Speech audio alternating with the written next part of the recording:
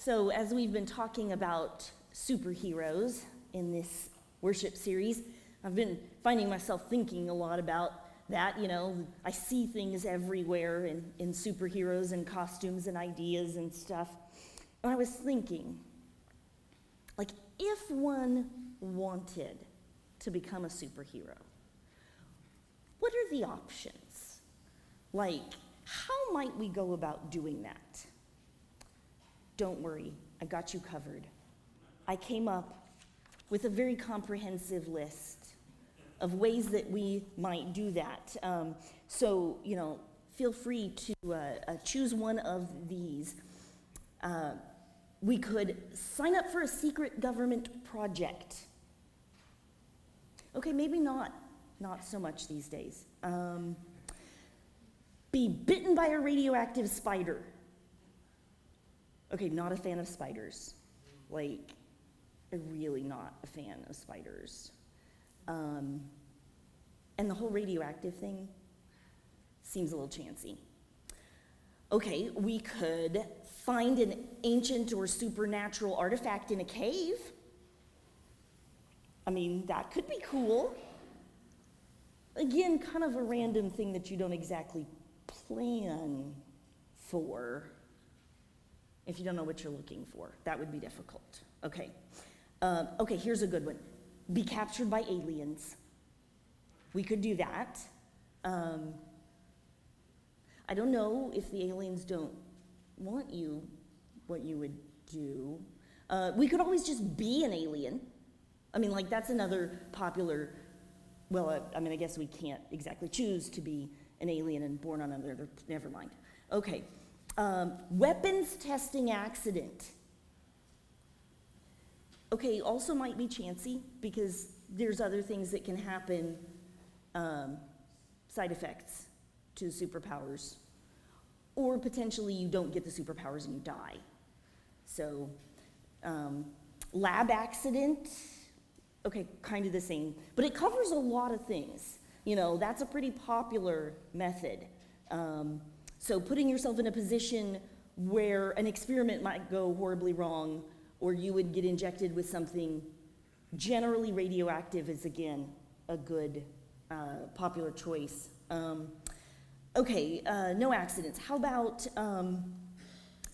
born with genetic mutations like claws or laser eyes? Well, okay, so again, that might work for others, but we can't, okay. Hit by a truck carrying radioactive materials. Okay, might have consequences other than radioactivity. You'd have to survive being hit by a truck first. Okay, I'm not liking any of these options. So there's really pretty much just the one left. You just make them yourself. You engineer your own superhero armored suit. That's what Iron Man did.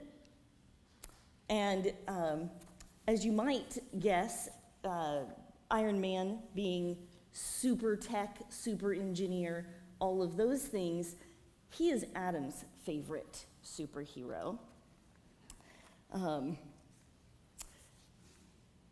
Iron Man gets his powers in a way very differently than most other superheroes, than certainly all the ones that we've looked at. He actually creates them. They're not magic. They're not otherworldly.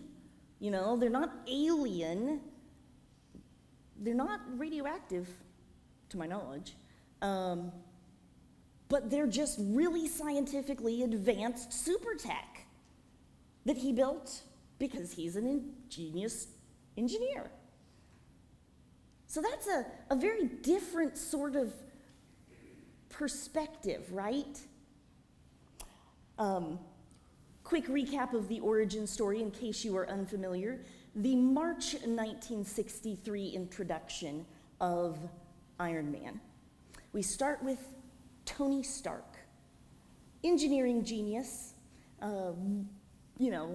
wealthy, playboy millionaire kind of type, weapons manufacturing company that he owns, and he is out in the field demonstrating some of his newest developments.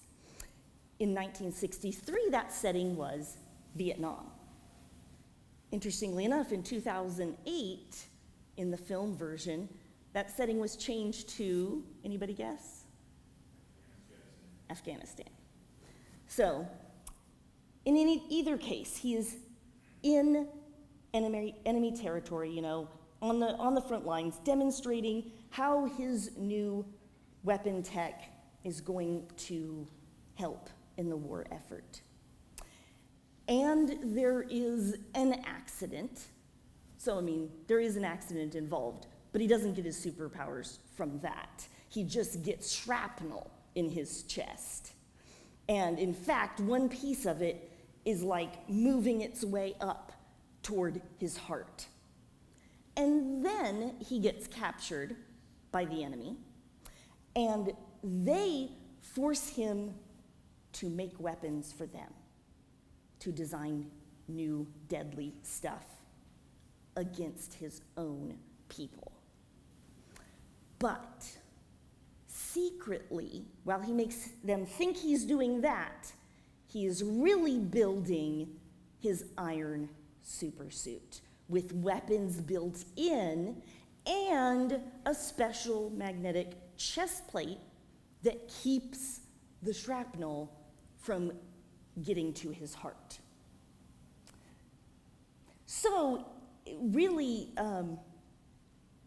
he didn't so much get superpowers as he just saved his own life in a really cool way.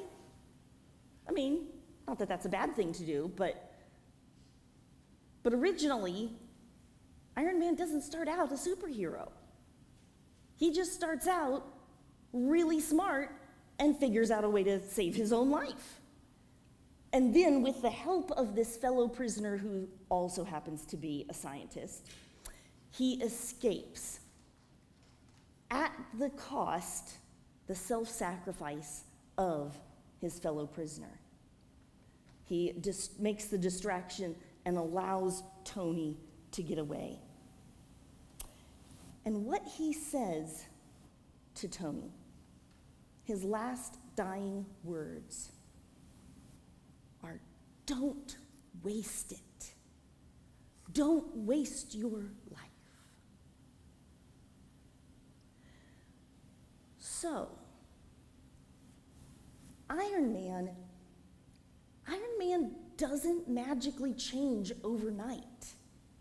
He does not instantly become a selfless superhero that day or the next. I like to say, he kind of had to grow into his powers and using them responsibly, because he hadn't been very responsible in his living. And even after this supersuit, becoming a superhero, he still is known for kind of being a partier, having a very ostentatious lifestyle, all the limos, all the latest tech, all the everything.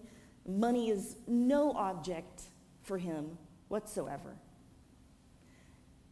But over time, he starts to dedicate more and more of his money and his time and his efforts to causes that consider the needs of others. He begins funding the Avengers. When he becomes one of the Avengers and they assemble, he's largely responsible for all of, their costs and the good things that they are able to do. He funds all of that, and he starts a charitable foundation, and he starts considering what he does with his life. You know, this weapons manufacturing business, that seeing his weapons, what he built, in the hands of terrorists, makes him think about his legacy. And he starts to realize and take some responsibility for that. At first, he was like, this is great, you know, this is good for the good guys to have, but it's, you know, I sell it and I can't control what anybody does with it. And then he begins to realize that it does matter what he is putting out into the world. And maybe he doesn't want his legacy to be that, killing machines. So one of the more recent authors of the Iron Man series, he says it this way: Iron Man is more a hero of opportunity than a hero of choice. And yet, over time, he grows into being a better and better superhero. He comes to the awareness that he has a choice of how he uses the abundant resources that he has, some of which he earned, much of which he was given, and he realizes that he has a responsibility to use that well. And this is where I think Iron Man is relatable for all of us, because we all face that same exact challenge. Maybe we don't have, you know, millions of dollars in a weapons manufacturing plant or something, but we all, every one of us, has gifts, resources, whether it's finances or abilities and skills. We all have blessings. Everything we have, in fact, is a gift from God. And we are responsible for how we use those gifts. Christians believe that everything in this world belongs to God, including us. Everything that we have, ourselves, our life, our health, our relationships, our ideas, everything belongs to God. And we are in charge of using it while we're on the earth. And we're responsible for what we put out into the world. So all of us have this same challenge. And it can be really difficult in our culture. It is a challenge. It's, well, as I often say, the toughest choices aren't between good and evil, they're between two goods.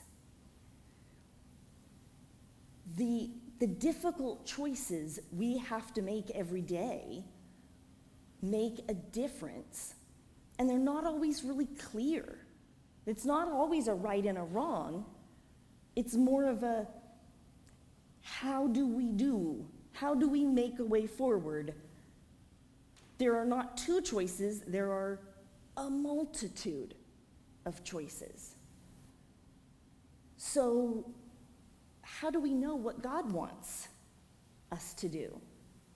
That can be tricky, especially when pretty much everything we see and hear from our culture, we are constantly bombarded with messages that say, in order to fix all your problems, all you have to do is buy this, or more of that, or acquire, spend, more, more, more. In fact, the professor who wrote this book that I've been using, our Marvelous Myths book, Dr. Dalton put it that there is a real danger. A real danger that we will become convinced that our real vocation, our job, is to be consumers. That's what the culture tells us. That's how we measure what we do in our economy, is how much do you contribute monetarily? What is your work worth in dollars? How much do you buy or invest? That's all about being consumers. But our faith tells us our job is not to be consumers. Our job is to be stewards, caretakers of something that belongs to someone else. And when you have been trusted with the property of someone else, it is not yours to use however you feel like. It still belongs to them, and even though it's in your custody, you are supposed to use it the way they would use it if it were in their hands. And so, we are not consumers, but stewards of what God has given us. Stewards, caretakers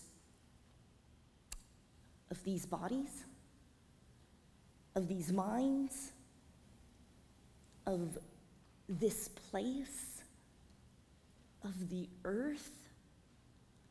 All of these things that we own or share and enjoy all belong to God. How do we use them in a way that honors God? That is our task, is using our unique skills, abilities, resources, lives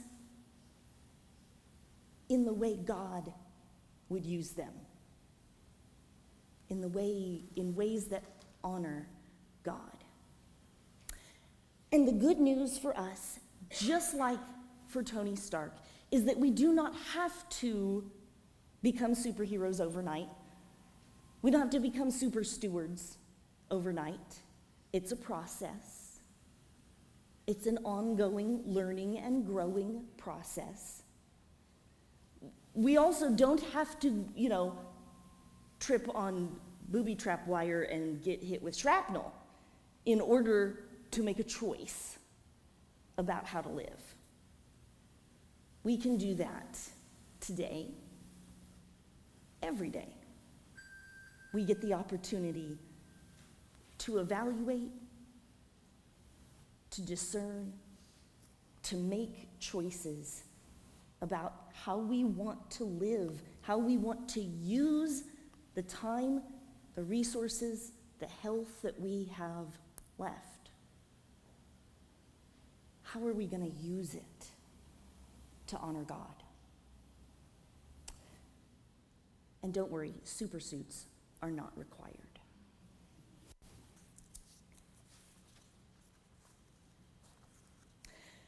As we mentioned earlier, we're going to be able to celebrate a baptism, and hence why we have, some stuff set up here, and we will get that rescheduled and celebrate that as soon as Harmony is able. But knowing that, keep her in prayer this week, Harmony and Melody.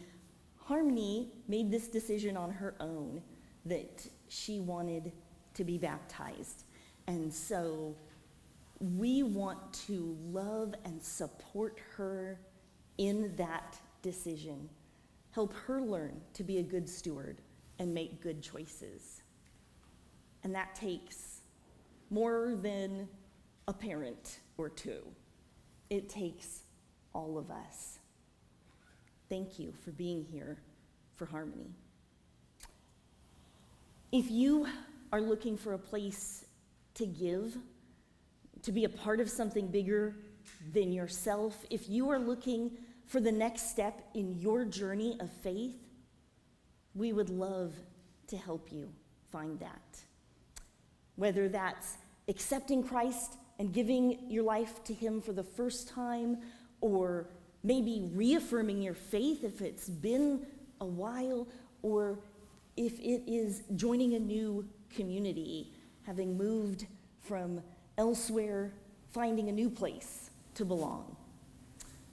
We are not perfect, we don't have it all figured out, but we are committed to moving forward together and figuring it out the best that we can.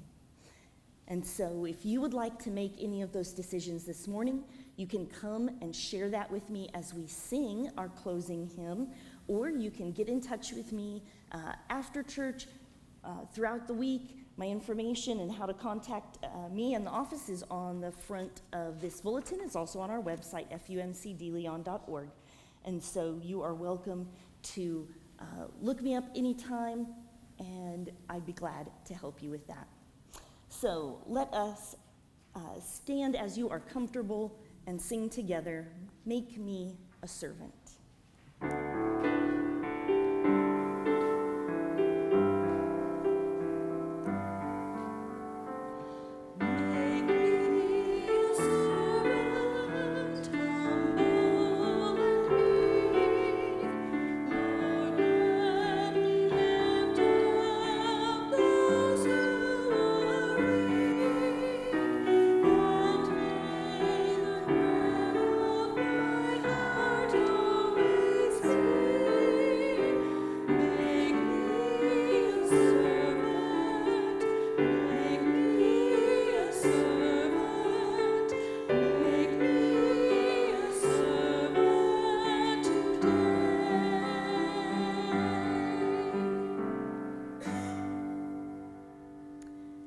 Thank you for making this a priority to be here this week and starting your week in worship with us. My prayer for you this week is that God will show you your gifts and the way that you can use them to honor God, to benefit the world, be the best you that you can possibly be. Go in peace. Amen.